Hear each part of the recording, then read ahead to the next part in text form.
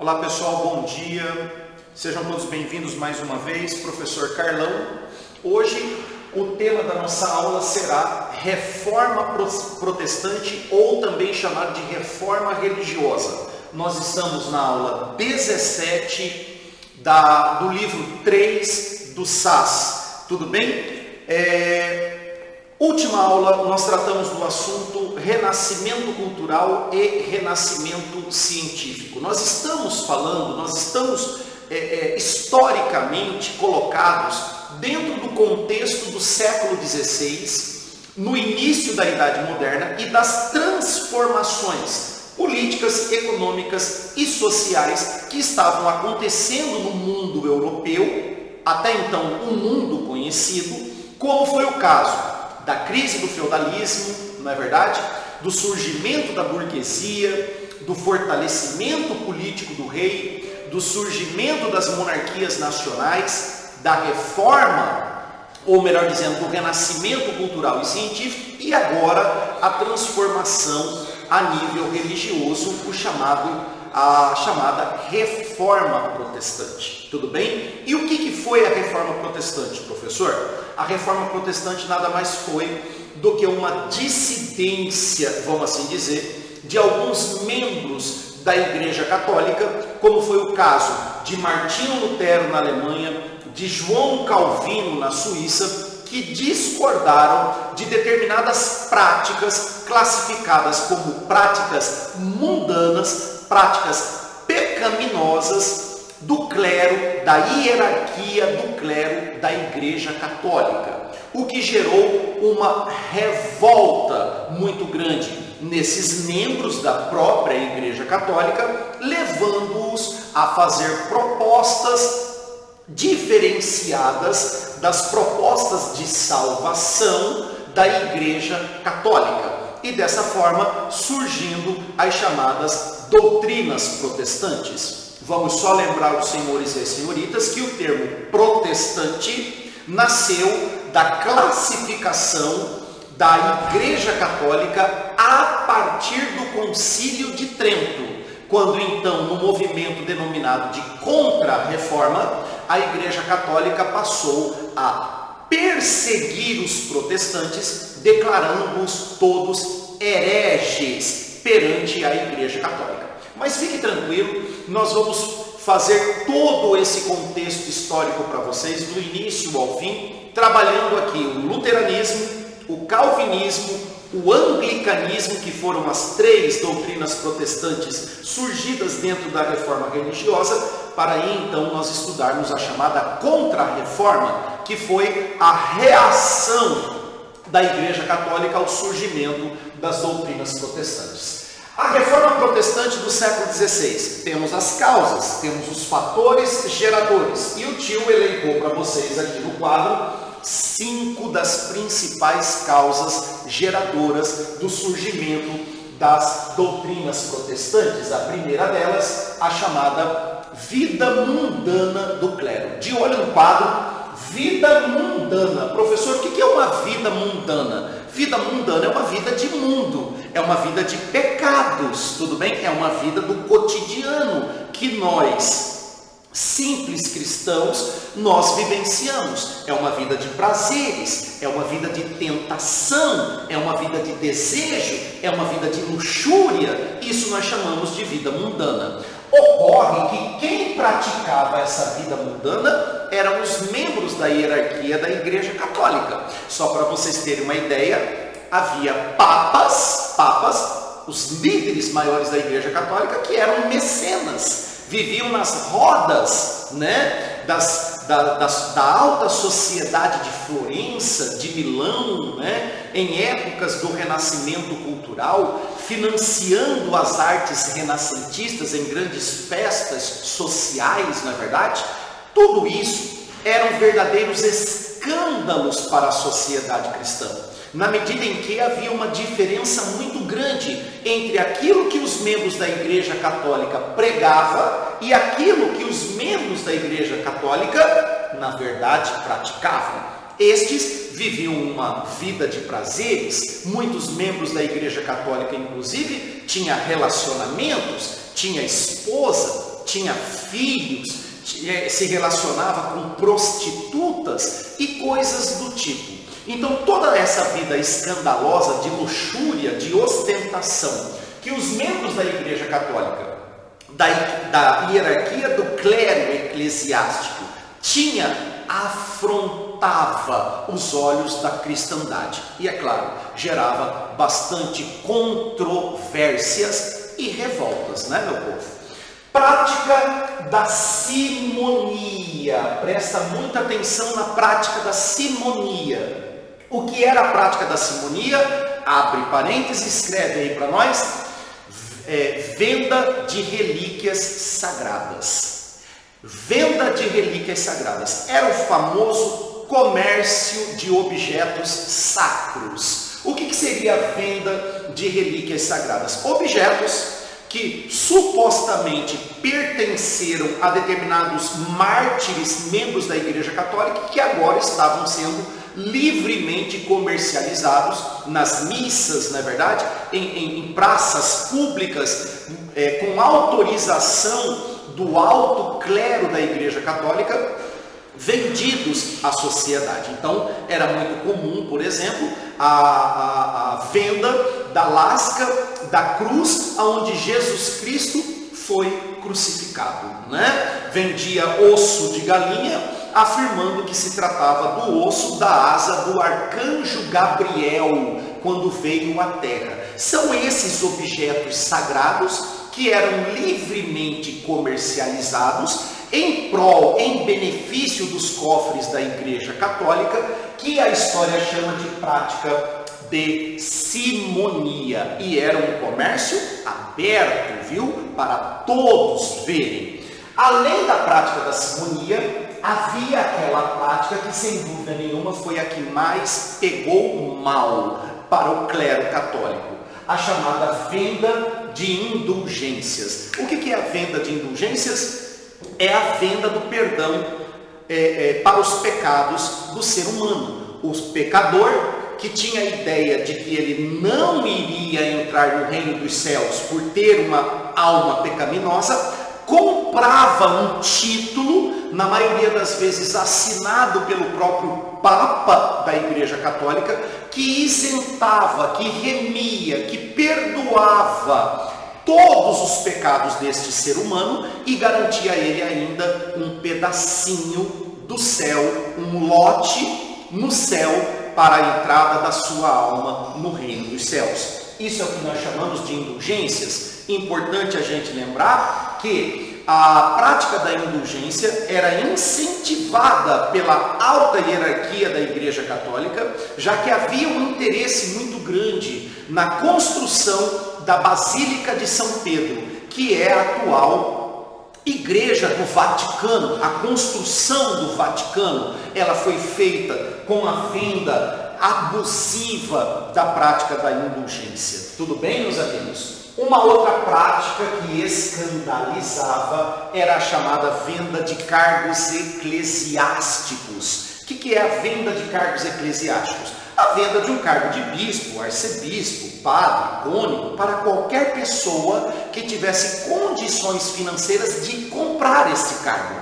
Era muito comum isso na Europa, porque na Europa havia o chamado direito de primogenitura. O que era o direito de primogenitura? Somente o primeiro filho homem, ele herdava as riquezas do pai. O pai tinha 15 outros filhos que não herdavam nada. Para não deixar os filhos na miséria, o que este nobre fazia?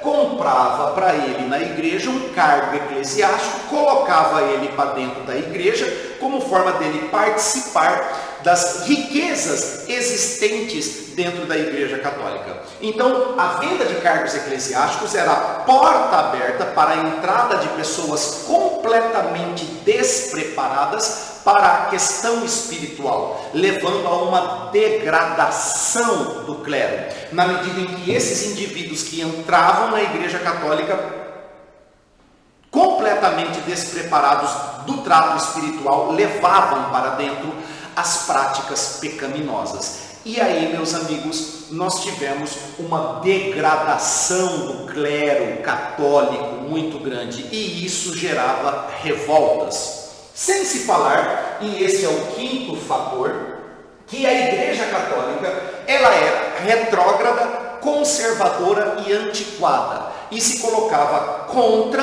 a evolução dos próprios tempos, na medida em que ela condenava e proibia a prática do comércio, a prática do lucro e a prática da usura. Muitos alunos perguntam, professor, mas o que é a usura? A usura, gente, é a prática de empréstimos, tá aí, ó, empréstimos a juros. Ela condenava a cobrança de juro nos empréstimos por parte da burguesia.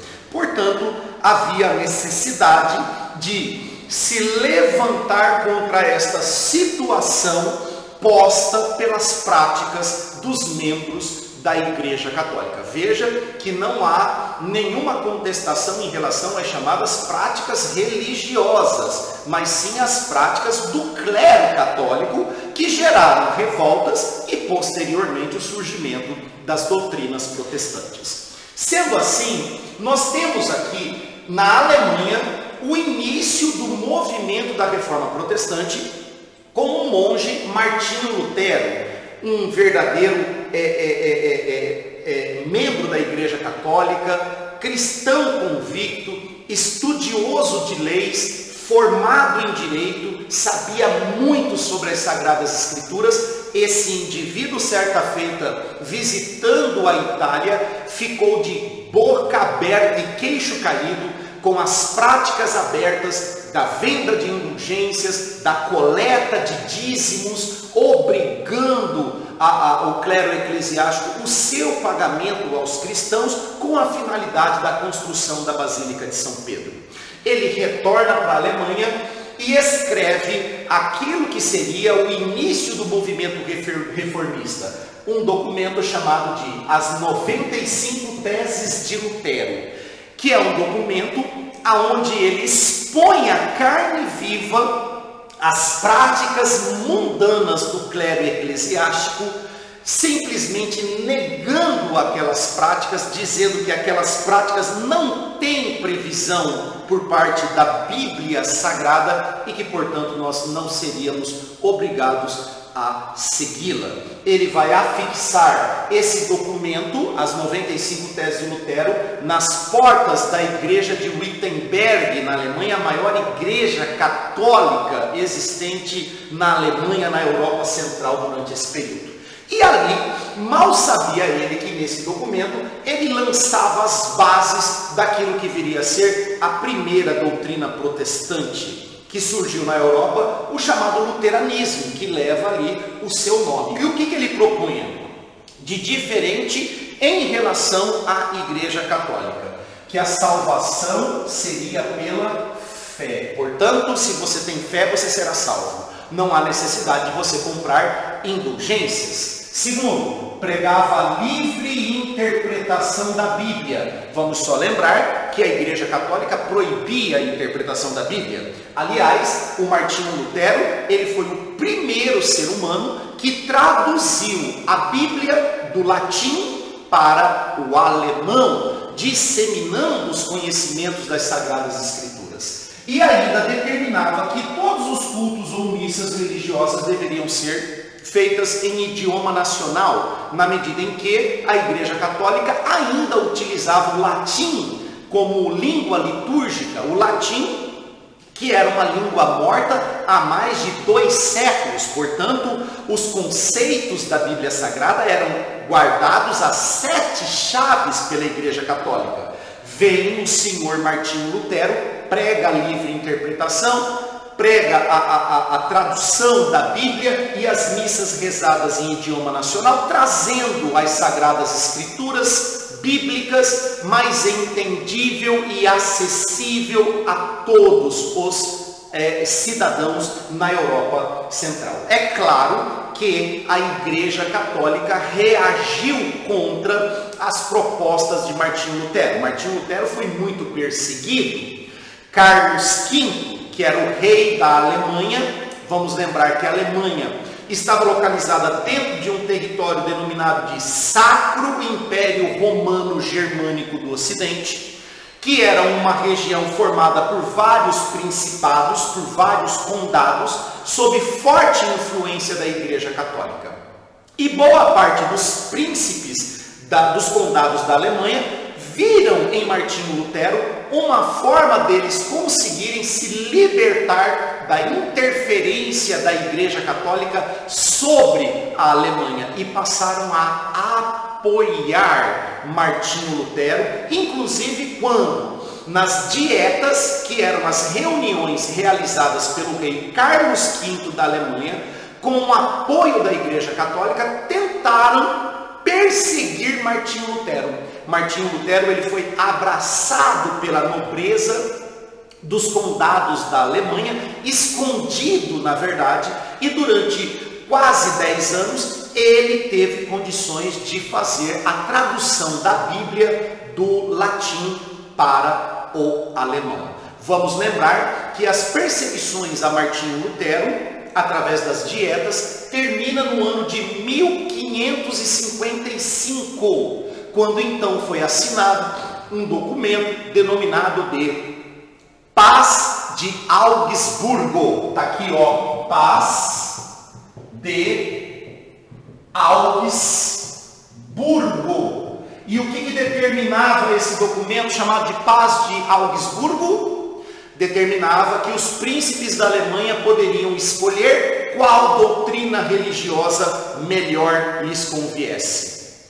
Cujos regis, ejus religios, cada rei uma religião. Isso é o que estava determinado na Paz de Augsburgo, que marca o fim das perseguições religiosas, fim das perseguições ao senhor Martinho Lutero, e sacramenta o luteranismo como a religião dos principais condados da Alemanha. Realmente era uma forma de tentar frear a queda d'água. Era impossível a Igreja Católica conseguir frear o crescimento do luteranismo.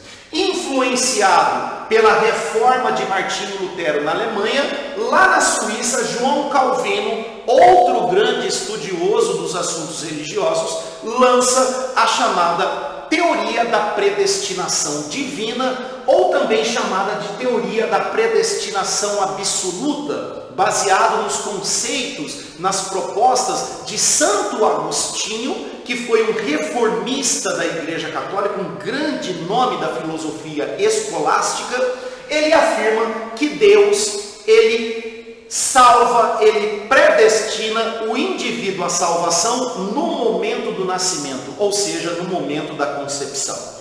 Então, a fé, ela é importante elemento para o indivíduo, mas a fé por si só não é capaz de levar à salvação da alma do indivíduo, na medida em que, de acordo com a teoria da predestinação absoluta, Deus escolhe aqueles que serão salvos. Contudo, ele afirma, e essa é uma observação importante, Calvino afirma que a riqueza era um sinal de salvação. A riqueza que Martinho Lutero se referia era a riqueza de espírito, era a capacidade do indivíduo em ser fiel às Sagradas Escrituras, era a capacidade do indivíduo de mudar os seus conceitos de vida, de ser um fiel trabalhador. Essa era a riqueza, era o trabalho, era o desenvolvimento. Contudo, a burguesia, quando viu esta afirmação religiosa de que a riqueza era um sinal de salvação, ela vai interpretar esta riqueza como riqueza o que, gente? Riqueza no sentido capitalista, riqueza material. E a burguesia vai incentivar o crescimento e a disseminação das propostas de Calvino na Europa Central, nascendo ali o chamado movimento religioso calvinista, que esteve e ainda está presente em vários países do mundo hoje, em que pese ter nascido na Suíça durante esse período. Eis o motivo pelo qual se fala que o calvinismo era a religião adotada pela burguesia, por causa desta afirmação de que a riqueza era um sinal de salvação. Tudo bem, meus jovens? Até aqui, espero que esteja tudo muito bem explicado para vocês. Vamos continuar na próxima aula a nossa finalização sobre o tema da aula de hoje. Até a próxima aula e um abraço a todos.